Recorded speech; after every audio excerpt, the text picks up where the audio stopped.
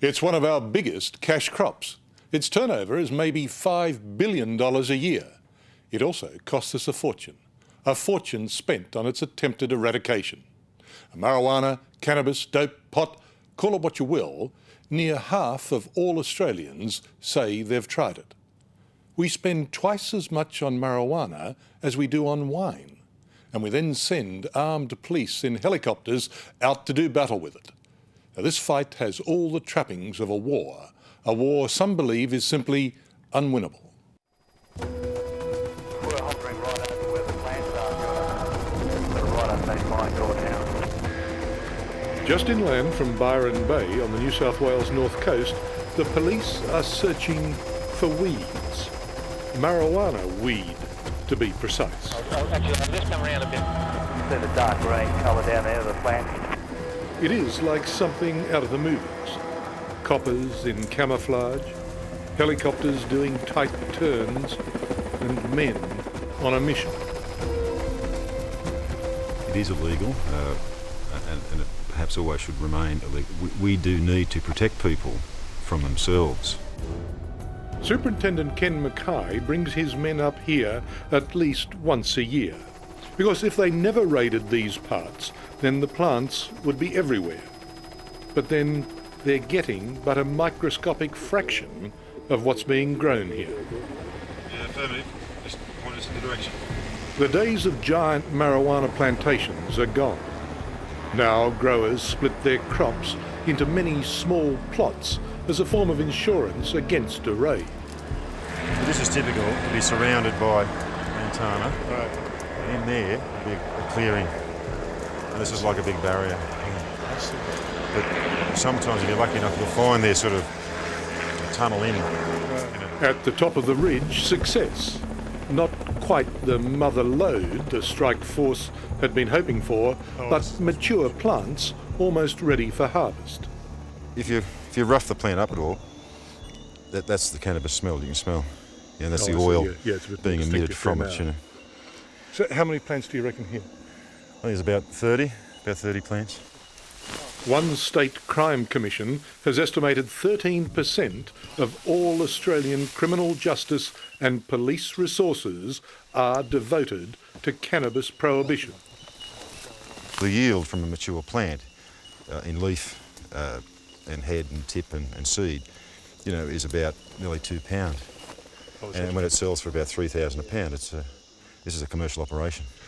$3,000 a pound and £2 in this one? Yes, when it's mature. When it's mature, yeah. Well, not even police helicopters can find needles in haystacks, and they didn't find this cannabis crop here by chance either. Community sources is the term the police use, which means that they were tipped off.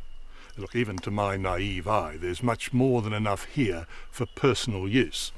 Over on that ridge there were 3 plots with maybe 100 plants. Here there are another, 50 or so, and we're 100 metres from a house. That makes it clearly an indictable offence, and the penalty for that is up to 10 years in jail. Any wonder that it's hard to get anyone to answer the door down there at the house. Anybody home? Hello? They left the radio on. Strike force setting is what this week-long operation was called. It netted over 800 plants with a street value of maybe $1.6 million.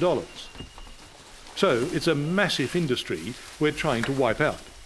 Its annual turnover is thought to be $5 billion. Now that's a lot of customers, but then 40% of Australians have sampled the product. I have my doubts whether you pulling those 200, 400, 600 plants is going to have much effect on children smoking cannabis. The wider community does not want illicit drugs in the community, and we're here as a deterrent. We're here as to get rid of the problem on behalf of the community. But look, yesterday I saw the New South Wales Police pull out hundreds of cannabis plants. Now that must have some effect on the supply. No. No, it makes people feel good, and it helps get politicians with more ambition and talent elected. Those are the benefits. Alex Wodak is president of Australia's Drug Law Reform Foundation.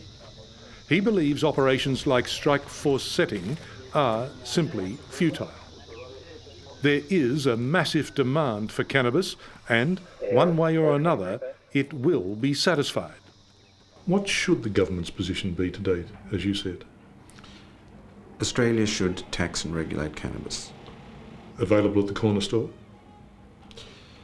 My preference would be that the outlets for cannabis would be Australia Post, and there are two reasons for this. It's probably the most dispersed commercial retail network in Australia, and secondly, Australia Post, of all business organisations in Australia, is probably more effective at driving away customers than anyone else. Do you mean to say my child should be able to go into the post office and say 2 45-cent stamps please and a couple of reefers? Under the current system, your kids, my kids, anybody's kids can buy cannabis from anybody they want to. Cannabis is more available in Australia than pizzas. What I would like to see is a system where we try and reduce the access of juveniles to cannabis. So I would see a proof of age card coming in so that kids who want to buy cannabis have to prove that they're over 16 or 18, as they do with alcohol. When I grow up, I want to be a teacher in high school. With the community as worried as it is about drugs, pot at the post office is not an idea that's likely to take off. But then, is fear advertising any more likely to succeed? I'm in the under-9s and I'm a forward. I usually score a goal every match. I think it's open to question whether this campaign is balanced. It's only giving part of the story. Well, it excludes alcohol and tobacco, and alcohol and tobacco are responsible for 96% of all drug-related deaths in Australia. How can it be balanced if it excludes the two drugs that are responsible for most of the deaths? What evidence is there that marijuana use amongst young children affects their brain long term? Well, there have been a number of studies that show that in long-term users, their ability to focus their attention, to concentrate, and to, in general, what they call their thinking capacity is diminished at 3-5 years down the track. Psychologist Dr. John Anderson is a vocal supporter of cannabis prohibition. What we've got here is the guy before he smoked. Here he is whilst he's smoking, and here's the after effect. He believes the dope of today is stronger than it once was and can lead to psychosis, schizophrenia, and a multitude of other health problems. Yeah. You suddenly become very anxious, angry, hostile, paranoid, depressed, irritable. So the only way I can get back to feeling good again is to smoke again. So I have a very mechanical process that causes people to continue to smoke more and more. There's not much support in the scientific community for his unproven theories, but they do strike a chord with the worried. So heavy usage of cannabis, what, rots the brain? No, I don't think it rots the brain at all. That's a totally ridiculous statement. What heavy use of cannabis does is cause the person to become dysfunctional. By dysfunctional, do you mean simply the person giggling in the corner who's a nuisance at a party? No, not at all. No, it's far more deep than that. These people can't get themselves to work in the morning. These people can't get themselves off to school. It got to the point where I felt more normal when I was stoned than when I wasn't. Okay, can you look up the roof, please? Tim Norman was one of those people who, in the end, just couldn't get himself off to work. Tim, what I want you to do for me is to look at this star in the middle of this screen here. He says for a period of about 8 years, he was stoned just about every waking hour. He lost his job, spent thousands of dollars a year on his habit, and finally found himself unable to function. I remember I was on my parents' farm and I walked up the back, which would have been 400 metres, to a paddock to turn off a tap. And I got up there and I couldn't remember why I was up there. And I walked back down to the house and thought, I've got to go back up and turn that tap off. Now, I did that 3 times. And the last time I got up there, I still couldn't remember why I was there, and I sat down in the paddock and cried. The fact is that there's a general consensus in the media, through the media, and to the general public that cannabis is a soft, harmless recreational drug, and I don't believe that to be the case. Certainly not beyond reasonable doubt. Even if cannabis is as dangerous as Dr. Anderson and others claim, it still is another question as to whether prohibition really is the best way to handle it. Well, why wouldn't you prohibit a dangerous product? Because if a dangerous product is prohibited and demand for that product continues, it will be supplied by another source, and the source that will supply it are criminals and corrupt police.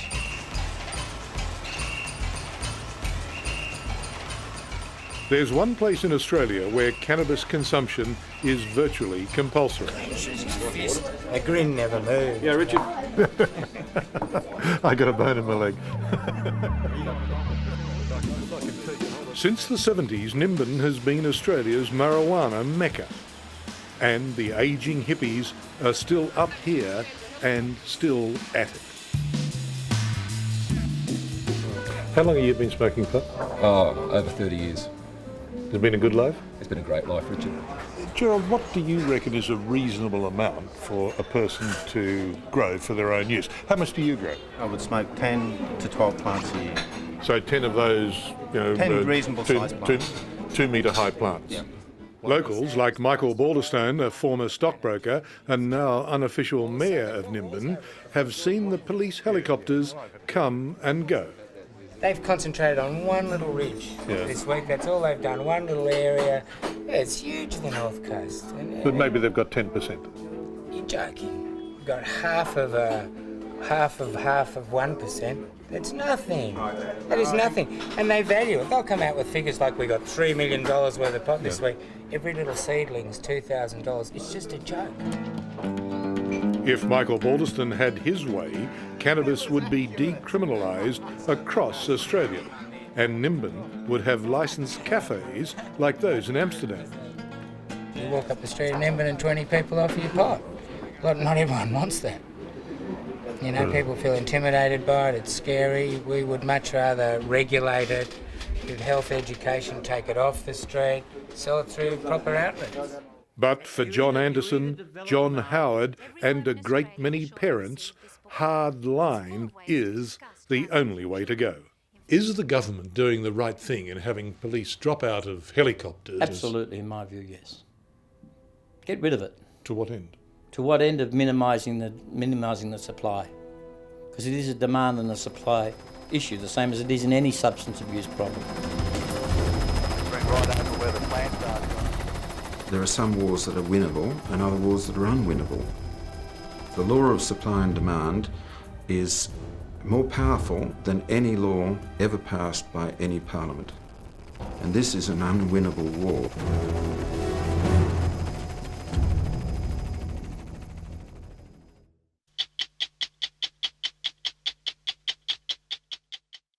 Hello, I'm Tom Steinfort. Thanks for watching 60 Minutes Australia. Subscribe to our channel now for brand new stories and exclusive clips every week. And don't miss out on our Extra Minutes segments and full episodes of 60 Minutes on 9now.com.au, as well as the 9Now app.